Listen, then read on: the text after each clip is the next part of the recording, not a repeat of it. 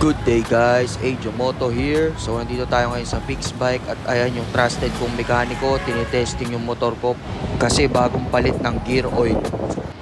So ito, tinatanong ng karamihan kung pwede ba ang Yamalube sa Honda Click. Ang masasabi ko lang guys ay pwede. So ito, nung nagpa-change ako ng gear oil, mas okay siya. Mas may nagbago sa aking click. Hindi siya maingay tumakbo, smooth siya. Naramdaman din ng back ride ko na mas okay itong kinarga ko na Yamalube.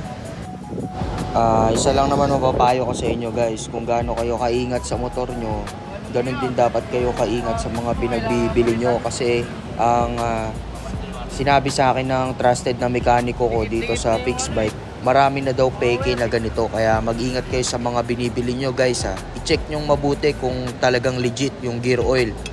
Mahirap kasi masiraan pa tayo, doble-doble pa gastos.